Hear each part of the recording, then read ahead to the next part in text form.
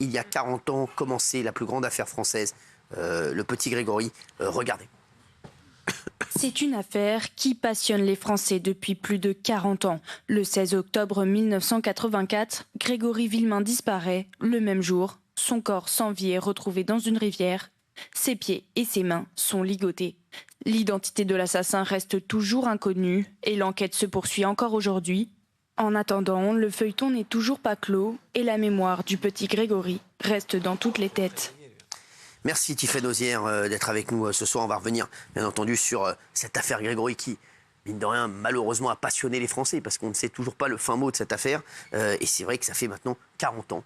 Merci d'être là. Vous allez répondre aux questions que se posent certainement les téléspectateurs sur cette affaire devant leur écran, même ceux qui n'ont pas connu cette affaire à l'époque et qui se disent c'est vrai qu'on m'a toujours parlé de l'affaire du petit Grégory, mais comment se fait-il qu'on n'ait jamais élucidé cette affaire?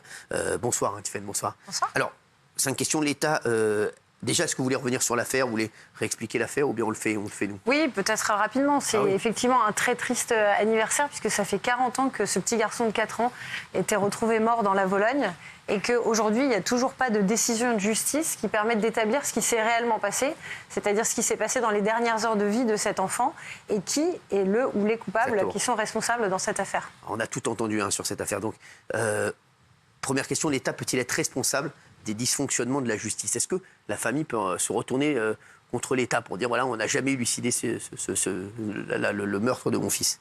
Alors, avez-vous connaissance de cas où en raison de dysfonctionnement de la justice, l'État a été condamné? Non. Non. À votre avis? Non, pas condamné, mais il n'y a pas Omar Haddad, non? Il n'y a pas une histoire avec Omar Haddad où ils ont fait marche arrière?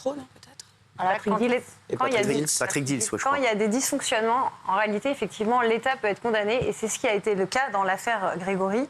À de nombreuses reprises, il y a eu des condamnations pour différentes personnes, à la fois des personnes qui ont été mises en cause dans cette affaire. Je pense par exemple à Muriel Boll, qui avait été entendue quand elle était mineure, qui a eu des dommages et intérêts du fait des dysfonctionnements et des erreurs qui ont pu être commises dans le cadre de la procédure. Vous avez évidemment les parents aussi de Grégory Villemain qui ont été indemnisés. 35 000 €, c'est ça? Oui, exactement. Ça, vous avez vu, j'aurais pu regarder, c'était sur ma fiche. 35 000 € chacun des parents de Grégory pour dysfonctionnement de la justice. Oui, alors vous avez eux qui ont été indemnisés, vous avez aussi la femme de Bernard Laroche et les enfants qui ont été indemnisés, puisque vous le savez, Jean-Marie Villemain, le père de Grégory, a tué Bernard Laroche, qu'il soupçonnait d'être le coupable. Et l'État a été jugé responsable, puisqu'il y avait des menaces qui avaient été proférées.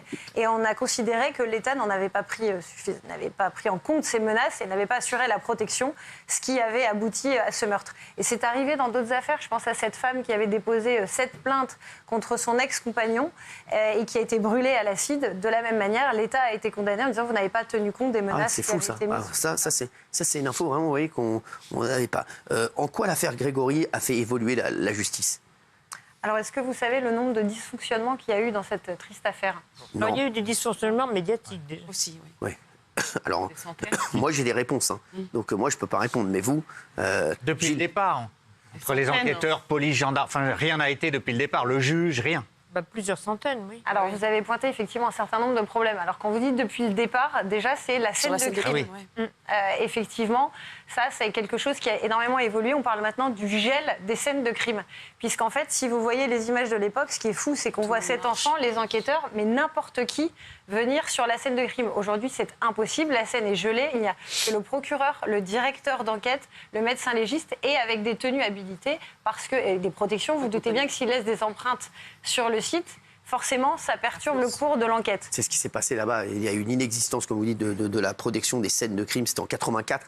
Et forcément, ça... Mais là, c'était spécial, parce qu'on l'a retrouvé dans l'eau. Et quand on le voyait, on ne savait pas s'il était encore vivant ou mort. Donc, il fallait bien aller le voir pour le retourner. Voir, il était pieds et poings liés, malheureusement, le petit Grégory. Mais on ne savait pas s'il était mort ou pas au moment quand il était là. Donc, tout le monde a été obligé de piétiner la scène, en fait.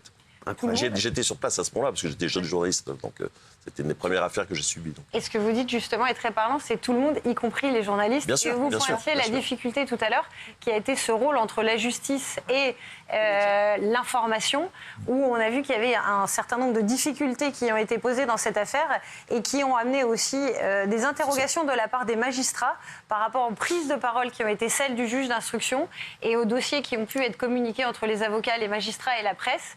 Et ce qui a permis de mettre en place notamment des cours dans l'école de magistrature pour dire il y a plusieurs valeurs que vous devez concilier, qui sont à la fois le droit effectivement de l'information, la présomption d'innocence et le respect de la protection de l'enquête.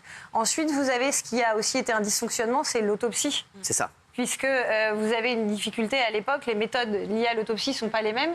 Et ce qui a été fait à ce moment-là ne permet pas de dire déjà l'heure exacte du décès, ce qui est extrêmement problématique pour vérifier l'emploi du temps des différents protagonistes qui étaient mis en cause.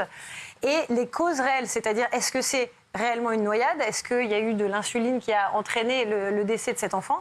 Alors qu'aujourd'hui, vous auriez un scanner complet, des mesures et des recherches qui seraient faites sur les organes. Aujourd'hui, vous pensez qu'on aurait pu retrouver on aurait pu élucider l'affaire ou pas? Alors, c'est toujours difficile à dire parce que si on devait comparer une affaire, en tout cas récente, qui présente certaines similitudes, je pense à celle du petit Émile. Exactement, je pensais à la même chose, oui. Où on a des logiciels maintenant qui existent et qui sont mis en place. Je pense notamment à Anacrim, qui recueille tous les indices et pour autant, on n'a pas encore de réponse sur ce crime. L'affaire du petit Émile, ça fait plus d'un an. Hein. C'était en septembre 2023.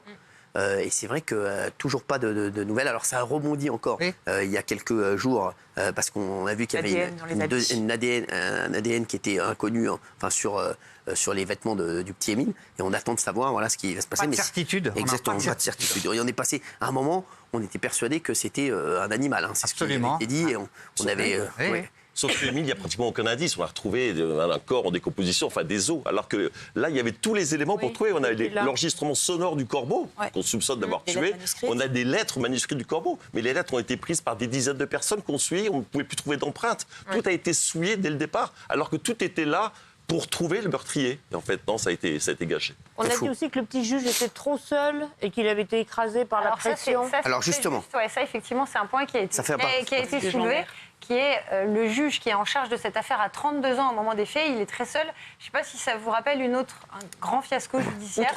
Exactement. Vous avez un jeune juge qui est le juge Burgot, qui est seul face à ce procès d'ampleur. Et donc la question de la collégialité s'est posée très rapidement après l'affaire de Grégory, où M. Badinter a dit qu'il faudrait peut-être réfléchir à mettre en place la collégialité pour que les juges se challengent. Et c'est revenu après l'affaire Doutreau.